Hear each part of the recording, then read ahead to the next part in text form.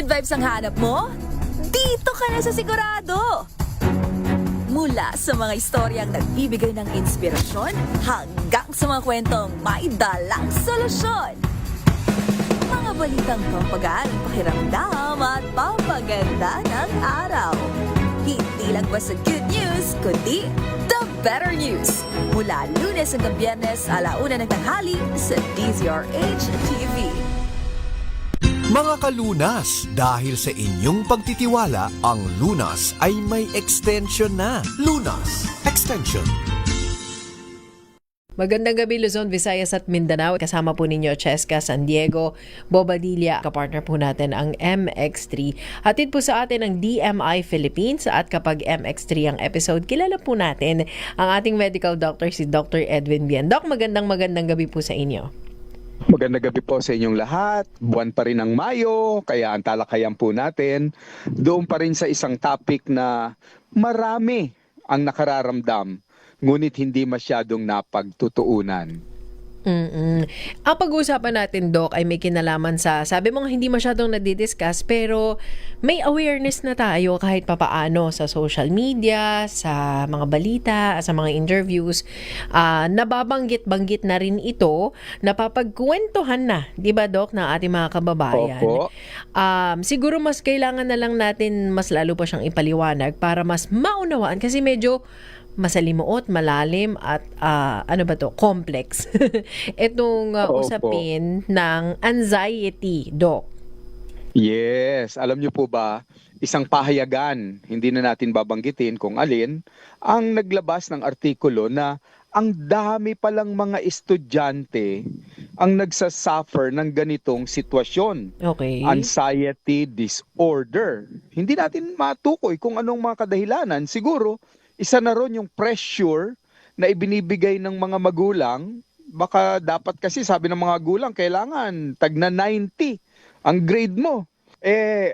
Alam mo, nakikita ko sa mga nag-aaral ngayon, pati sa kurso namin sa medisina, sobrang dami ng kailangan basahin ng estudyante dahil sa AI, dahil sa ChatGPT, sa Google. Lito-lito na sila, tapos contradicting paminsan. Okay. And yet, they have to perform sa eskwelahan. Ito, Doc, yung anxiety na yan. Of course, naririnig na natin siguro mga 5 years ago, bago pa mag-pandemic, may mga ganyang discussions na dati pa nga, hindi pa, parang publicly dinidiscuss, Doc, di ba? Na parang ano ba yung depression? Ano ba yung anxiety? Ano bang kaibahan yan?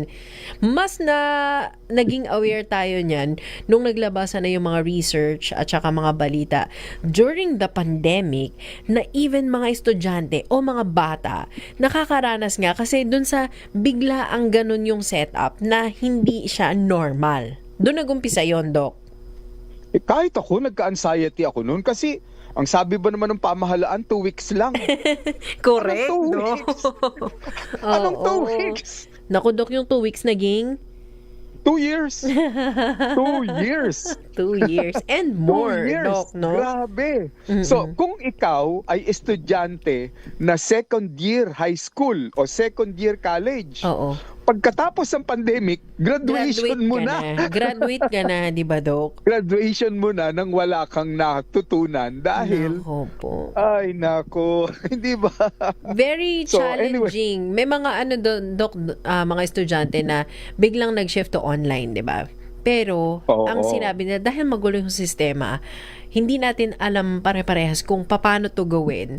May mga umulit. Siyempre, siguro bumagsak sila, Doc, di ba? Dahil ang gulo Inulit Oo. nila yung semestre o kaya natapos naman ng matiwasay yung semestre pero parang wala daw sila masyadong na-gets, Doc. Theoretically, may kaalaman, pero pagdating na doon sa practice, Practical. wala. And yun ang nagiging dahilan ng kanilang anxiety kapag kaharap na nila yung tunay na pasyente. Okay. At kahit doktor ang dami nilang nararamdaman na sintomas. Yung Okay. tinatawag nating general anxiety disorder. GAD. Isa-isa mo yan GAD, at paliwanag oo. natin. Yan ang pag-uusapan natin ngayon. Pero kung may mga katanungan kayo or clarification, mag-message po kayo sa hotline number natin. Doc, ano po yung ating text line? 0918 88 88 693. Sige po. Ayun. Ang pag-uusapan nga natin, generalized anxiety disorder or mga sintomas ng GAD. Yes. GAD. Yan, Dok, ang ating Okay, so, pag-uusapan. Isa-isahin natin para ma-recognize nila kung meron silang anxiety. Okay. Kasi marami dyan, ide-deny. O kaya hindi man dinideny, hindi nila maunawaan kasi Oo. kulang sa kaalaman. Oo. Ayan. Excessive daw. Ibig sabihin sobra-sobra. Baka nga hindi usual yung iyong pag-aalala, Dok. Tama. Yung inaalala natin, minsan may kabuluhan, minsan walang kabuluhan. Oo. Yun ang problema. Pero, so, yun. oo. Yan, Dok, ay isa lamang sa mga posibleng maramdaman o mga signs and symptoms. Restlessness, Dok. Ay, yung hindi mapakali. Oo. Yan, yung lakad ng lakad. Nakikita ko po yan. Lakad ng lakad o kaya salita ng salita. Wala, hindi mo mapigilan sa pagsasalita. Restlessness po yun. Oh, okay. Restlessness. Okay. Yung iba naman, ang senyales nila, Dok, parang hindi daw maipaliwanag yung kanilang, yun nga, excessive sadness, excessive na pag-aalala, pagod. Parang start pa lang ng araw, pagod. Araw-araw, pagod. Well, may mga reason ang pagod nating lahat, Dok. Pero, dumadating ba sa point na pag tinanong mo, ba't ka pagod na pagod? Pag hindi niya masagot, yan yun. Actually, and there are medical reasons for that. There may be some hormones, some chemicals, some enzymes that are imbalanced in their body. Yan. Okay. So, aside from restlessness, fatigue, at saka yung sobra-sobrang worry, pag-aalala, hindi ka makakonsentrate, Doc. Actually, at yan, ang isa, yung worry sa mga kadahilanan o causes of anxiety disorder. Okay. So, talakayin din natin ang mga causes, Oo. Isa At na doon yung sinasabi nila, minamana, genetics. Okay. That is actually true, hindi 100%, pero ako mismo sa sarili kong mga tauhan sa klinika, may mga ganyan Yung nakilala ko yung magulang, may problema sa ganyan, sa pag-iisip, and then na-hire ko yung kanyang anak, may mga bagay na nagpapakita rin ng kalimot, nervyos, anxiety, nang walang kadahi-dahilanan. So, naisip ko na pwede talaga na tumatakbo ito sa pamilya. Okay, okay. Ano pa yung ibang manifestation, Doc, na genetic ang, kumaga, yung causes nito? Pwede ba yan? Hindi natin malalaman. Oh. Minsan kasi, siya lang sa pamilya. Oo. Minsan wala naman sa mga kapatid niya. Okay. Baka mamaya may chemical imbalance siya. Pwedeng chemical imbalance. Okay. Pero bukod sa pwedeng mamana, pwede ring chemical imbalance. Yung pangatlo, pwede palang mailipat itong anxiety sa ibang tao. Parang nahahawa ba, Doc? Ganun ba yun? Halimbawa, tulad ng misis ko, sisigawan ako, puro ka nalang trabaho, hindi mo man lang ako maipasyal. Ako yung nagkaka-anxiety. Hindi mo na ako dinidate. Hindi mo ako dinidate. Tapos, Nagka-anxiety ka na rin. Oo, pupunta sa isang restaurant, order ng pinakamahal. Lobster, ganyan. Yung pangalawang anxiety. Oo, dagdag anxiety sa babayaran mo. Pero Doc, kasi normally, hindi naman natin tinitreat yan as something na nakakahawa. Pero marami taong naniniwala na doon sa, alam mo, nakaka-bad vibes ka. Yung, di ba yung sa workmates, di ba? Parang aga-aga, bad vibes ka sa akin. Nakakasira ka ng araw. Parang ganun. Yung mga boss na sinabi, I need this yesterday. Yesterday? Yesterday ko dyan. O yun. That could be part of trauma. No, hindi naman kailangan ang trauma yung gera kagad no. Trauma could be physical trauma, pwede ring emotional trauma, psychological trauma. Dama yan. Lalo na kung yung trauma nagsimula nung kabataan pa, nung maliliit. Kaya yung mga psychiatrists and psychologists, they always ask, kumusta relasyon mo sa nanay mo, sa tatay mo? Oo. Minsan may hidden trauma tayo Alam mo, sa Dok, tatay at sa nanay. ngayon nga, usong-uso yan, lalo na yung mga Gen Z at millennial na. Ibig sabihin, mga adult na sa panahon ngayon. May mga post sa social media na healing my inner child. Mga ganun, Dok. Wow! Ang lalim, no? Ang lalalim nila. Yan ay part as cause ng anxiety. Okay. Conflict. Okay. Just conflict. Yung isa pa, Dok, yung stress o yung prolonged stress. Maraming ganyan ngayon. Ang stress, emotional stress, pero nakikita ko ang daming may mga financial stress sa ngayon. Mabigat na nga naman talaga ang pinagdaraanan kasi yung gastusin. Tapos, kaya lumalaki ang gastusin, nagkakaroon sila ng mga lifestyle changes na hindi naman kaya nung kanilang kinikita. Nangyayari yan sa society natin. Okay. Tatapangan ng dibdib. Tama. Sa pagbabalik natin, siguro, Dok, maganda pag-usapan din natin, ano ba yung nangyayari sa loob mismo ng brain natin kapag nagkakaroon Sige ng po. anxiety? Yan ba ay may graphic changes kapag tinignan sa ano bang laboratory test, Dok, na ginagawa para mascan yung brain? Yan ang pag-uusapan natin, kung ano mga Sige physical changes na nangyayari sa brain ng tao, sa utak ng tao kapag po tayo nag-undergo o nakakaranas ng anxiety. Kasama po natin si Dr. Edwin Bien. Pinag-uusapan natin ang anxiety. Kung may tanong po kayo, PM nyo kami, ha, i-message nyo po kami ni Doc. Si Doc Dr. Edwin A. Bien sa Messenger. Ako naman po, Cheska San Diego Bobadilla.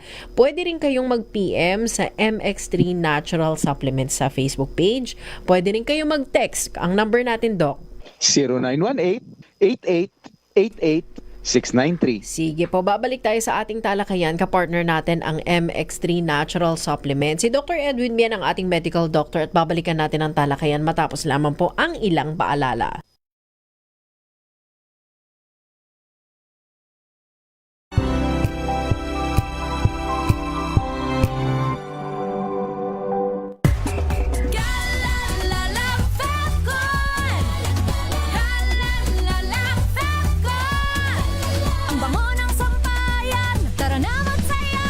Calefabcon, amoy nakaka-joyful.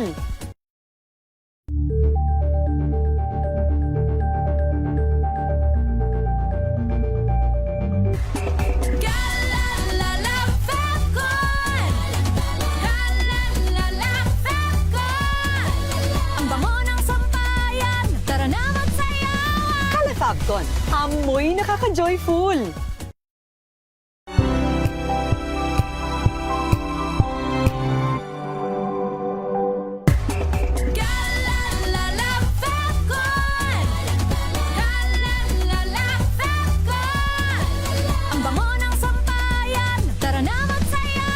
Calefabcon, amoy nakaka-joyful.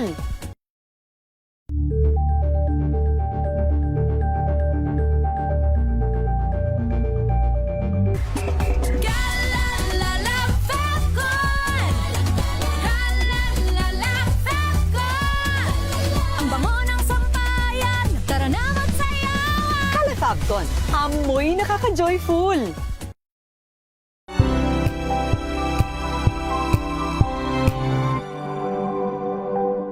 Hello, Washi! Laundry day na naman! Yay! Anong meron? Mancha ng chocolate, Oh. putik, may libag pa! Kaya natin yan!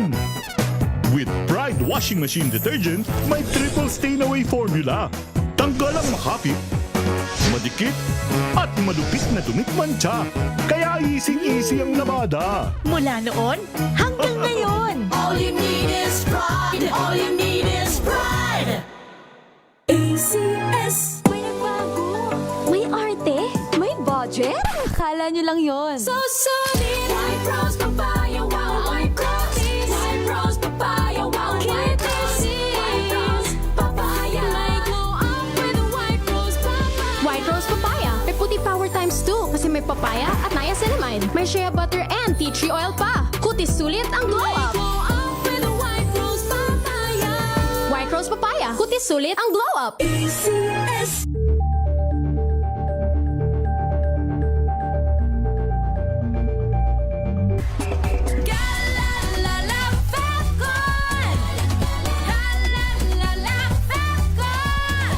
Ang bango ng sampayan,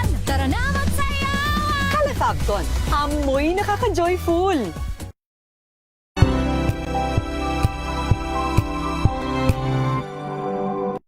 Mga dagdag na kaalaman at usapang pangkalusugan. Lunas Extension. Balik tayo sa ating talakayan tungkol sa anxiety. Kasama po ninyo Cheska San Diego, Bobadilla, and Dr. Edwin Bien. Kapartner natin sa ating talakayan ang MX3 Natural Supplements. Mamaya pag-uusapan natin para saan yung MX3. Yan ba ay nakakatulong sa sa may anxiety? Gamot ba yan sa may anxiety? Mamaya pag-uusapan natin yan ha. At pag-uusapan natin, may mga gamot ba talaga? O may mga intervention na pagbigay solusyon sa mga nakakaranas ng anxiety? Pero Dok, tingnan muna natin kung ano ang itsura ng utak o brain ng isang pasyente na nakakaranas ng anxiety versus normal. May changes pa talaga yon visually, Doc? Actually, meron Kanina sinabi mo may mga magagawa ba tayo, mga pwedeng itulong sa may anxiety. Pero kapag nakita po ng isang doktor, dahil dinala nyo na sa doktor ang inyong anak, kahit kayo mismo nagpunta sa doktor, noong araw, ang ginagawa namin, ECG lang para mat-check ang puso kung napakabilis ng tibok, kukunan ng dugo para malaman kung may mataas sa kanya gaya ng asukal, thyroid hormone, etc. Pero sa makabagong paraan, nakita nila pwede palang ipascan ang utak, PET scan kung tawagin. Iba po yan Nakita- sa CT scan, Doc? Mas advanced ang PET scan. Okay. Iba ang CT scan. Iba rin ang MRI, Ang PET scan, nakikita in color yung pong mismong i-scan, At Okay. nakita po nila, yung normal na utak, mas konti ang glow, yung nag-glowing na part of the brain. Okay. Samantalang, yung may anxiety na tao, ang dami, kumbaga yung utak niya, sangkatutak ang electric bulb, yung kumikinang na parte, meaning, sobra yung electrical stimulation o activity sa utak. Active na active yung utak mo. Active, sobra ang kuryente na tumatakbo. Kaya nag-glow yan on screen. Okay. Ang activity ng utak, okay naman kung gumagana ang utak natin. Pero yung sobra, yan na yung, kumbaga, hindi na kaya ng iyong physical, yun ng iyong physiology, parang ganun, Doc? Tama po. Kasi alam nyo ang utak, meron tayong nahahating mga parte ng utak, And I sent that doon sa ating picture na the anxious brain. Meron tayong tinatawag na prefrontal cortex. Okay. Meron tayong anterior cingulate cortex at saka amygdala. Okay. Paumanhin na po doon sa mga masyadong technical. Nag-nosebleed sila, Doc, ang ibig kong sabihin dito, may parte ng utak natin na hindi pang-isip, kundi pang-damdamin. Alam niyo yung utak natin, may dalawa utak natin, kaliwat kanan, May parte po dyan na ang purpose ay makapag-isip ka ng mathematics, makapagkwenta ka ng pera. Pero doon sa inner part of the brain, nandun yung damdamin. Damdamin ng na-hurt ka, galit ka, nervyos ka, nandun yun. Sa mga binanggit ko kanina. Yan. Oo. So, okay. So, may part ng brain natin na responsible for emotions, Doc. That's correct. At konektado yung brain na yan sa bituka. Sabi, Okay. Magtataka yung iba. Okay. Alam niyo ba, meron tayong tinatawag na brain-gut axis? Brain-gut axis, okay? Isipin mo to, Chess. Kapag ang tao ninenervyos, nangangasiman tiyan. Ay, totoo yan. May susunod yan. Oh. Nadudumi siya. Bakit nga ganun, Doc, no? Oo, yung mga tao may anxiety, maya, nasa toilet, nadudumi. Oo. Kasi minsan nararamdaman din natin, halimbawa, may thesis defense ka, o kaya may client presentation ka, o ikaw magsasalita sa harapan, ninenervyos ka na, parang meron ka daw butterflies in the stomach, sabi nila, no? Yung parang bumabaliktad ang tiyan mo. Maya-maya parang either ihi ka ng ihi o nadudumi ka, hindi mo maipaliwanag ang nararamdaman mo. O kaya naduduwal ka. Oo, Doc. So, diba? talagang konektado pala to. Mayroon. Because our stomach, our gut, intestines, large intestine, small, is connected directly to the brain. Meron silang axis na kung tawagin. Okay. So, Yun. ito ay may possibility talaga, Doc. Kaya, kung may connection ng utak doon sa ating bituka, yung kinakain pala natin may connection din para tayo Importante mag-cause din. ng anxiety. Okay. Yung iba nga, Dok, hindi makakain kapag may anxiety. Oo. O yung iba, baliktad, kain ng kain. Ayun naman, Dok. Ano naman yung mga makakatulong sa atin? Well, there are some, no? Bibilisan kong banggitin dahil hindi lahat naman available dito sa bansa natin. Well, salmon, available po yan. Dark chocolate, yung mga 70%, pwede yan. Okay. Pero wag naman masyado. May tsaa na kung tawagin ni chamomile tea, isama na rin natin dyan mamaya ang pagtalakay doon sa MX3 na tsaa. Okay. Turmeric o yung Luyang dilaw. luyang dilaw. Oo. Maganda po yan. Pwedeng gawing Ngayon, tsaa may din mga- yan. Pwede rin. O pwedeng powder, tapos ay kakanawin sa tubig. Oo. Ano ba ang Tagalog ng curd? Oo nga, Dok, parang ano ba ito? Yung parang nag-coagulate na milk ba yan? Parang ganon? Yung parang Pwede, siyang yogurt, Dok? Yogurt. Siguro dahil fermented ito, makakatulong uli sa digestion natin. Pero dapat At may hindi mga- yung matamis. Kasi may mga yogurt na talagang Ay, flavored pa. commercial yun eh. Oo, commercialized yogurt yun eh. Alam nyo, ang hindi commercialized yogurt, kung hahanapin nyo po online, ang tawag doon, kefir. K-E-F-I-R. Kefir. O kaya yung Kefir, yan. Greek yogurt. Yan Greek- yung asim talaga. Dok, Greek no? yogurt. Mm-mm. Okay, ngayon, Okay. doon tayo sa mga technique. Okay. Medical ito ha. Mm-mm. Ang tawag ng mga doktor dito, Valsalva maneuver. Kapag Oh. ninenervous kayo, Valsalva maneuver. Paano yan, Dok? Step 1, hawakan ang inyong ilong, pisilin Okay. ang butas ng inyong ilong. Close talaga. Close talaga. Tapos, hihinga ka sa bibig kasi sarado ilong mo eh. Okay. Inhale, exhale sa bibig. Ngayon, after mga nakailang hinga ka, isarado mo ang bibig mo ngayon, tapos puwersahin mo yung para kang umiire. Yung lolobo ngayon yung cheeks mo. Okay. Valsalva maneuver yun eh. Oo. Yan. Kapag mga 20 seconds mong ginawa yun, yung para kang umiire, hawak mo ilong mo, sarado, ang bibig mo nakasarado, pero umiiri ka, Uh-huh. after 20 to 30 seconds, ilabas mo na sa bibig mo. Okay. Yan. I-release Tapos, mo yung tension, parang ganun, Dok. i-release mo yung tension. After 30 seconds, ulitin mo uli. Yon, Oo. makasampung ulit ka niyan, mapupuna mo, marerelax ang puso mo. Oo. Okay. So, Yan. ang tawag dyan ay Valsalva maneuver. Para Maneuver. maisalba ka. Yan, para matandaan nyo. Opo. Valsalva maneuver. Alam mo, may nakita sila ngayon bago ha, emotional support animals. Oh, sa bagay ngayon, ano, medyo na, Meron mas ka ba niyan? nare-recognize na natin yan, Doc, no? Yung mga pets. Meron ka ba niyan? Yes, Doc. So, kung ano Yan. man ang pet nila, dogs, cats, or kung ano man ang gusto nyong gawing pet, emotional support ang makukuha mo dyan.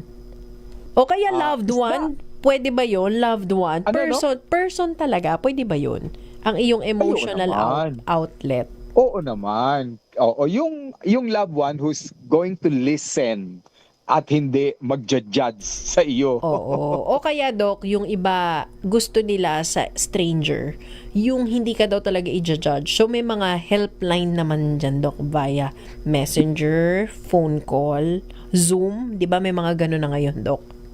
Alam mo, ang ating universal healthcare, I think, in a way, may mga pamamaraan na sila sa ngayon para makatulong. Naglagay yata sila ng ng emergency hotline sa mga tao na ganyan, may anxiety, depression o suicidal na pwede nilang tawagan, and they give advice for free.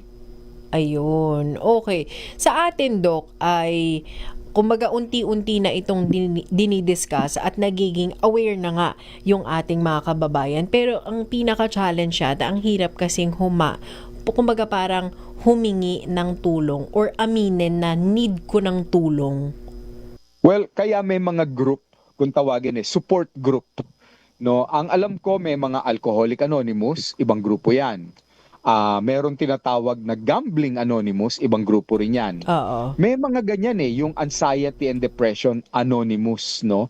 Isang grupo that they meet a certain day, a certain time, walang pangalan involved para may privacy sila, pero sila nag-uusap ng kanilang nararamdaman. Tapos meron lang isa sa gitna, probably facilitator, guidance counselor, or psychologist para maganda, organisado yung usapan.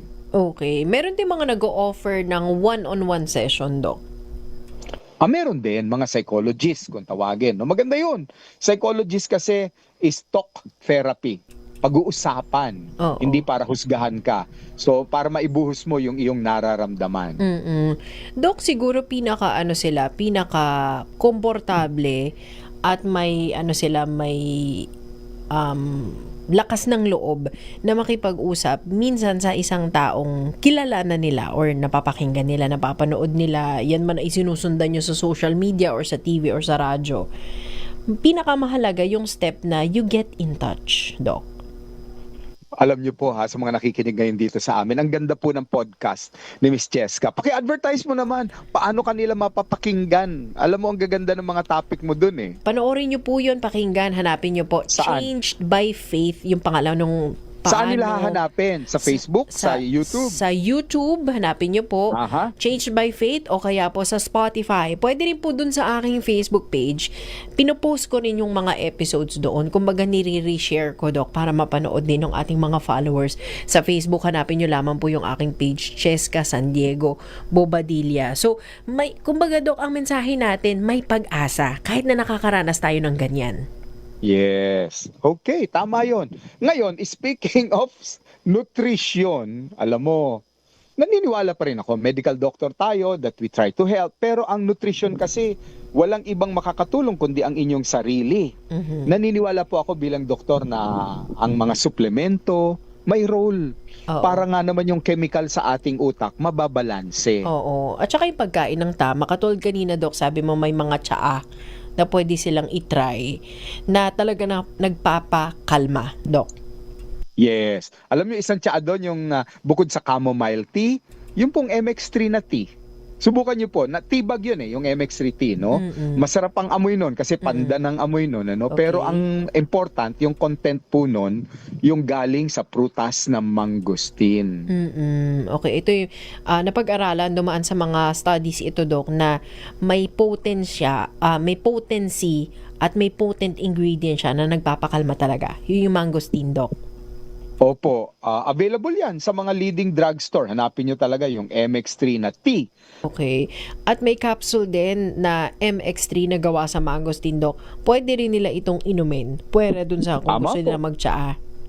Yes, opo. Yung capsule na yon dahil natural, wala naman pong masama kahit na meron po kayong iniinom ng mga maintenance medicine. Ayun, kung may karagdagang katanungan, i-message nyo po si Dr. Edwin Bien anytime tungkol po sa napag-usapan natin about anxiety. Dr. Edwin A. Bien sa Facebook. Doc, once again, maraming salamat. Good evening po sa inyo, Doc. Thank you. Bago nyo po ako i-message, hanapin nyo muna Changed by Faith. Ayun, maraming salamat, Doc. At maaring makakuha tayo doon ng inspirasyon doon sa kwento ng iba't ibang taong nakausap na natin doon sa podcast. Doc, once again, maraming salamat po. Salamat and God bless to everyone. God bless. Nakasama po natin si Dr. Edwin Bien at naging katuwang din natin sa talakayan ang MX3 Natural Supplements. Doon nakasama niyo rin po Cheska San Diego Bobadilla. Maraming salamat. Ingat po kayong lahat, Luzon, Visayas at Mindanao.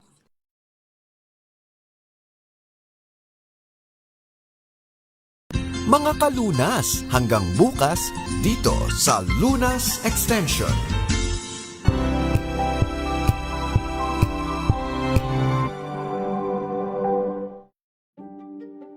Buklatin ang mga pahina. Pakinggan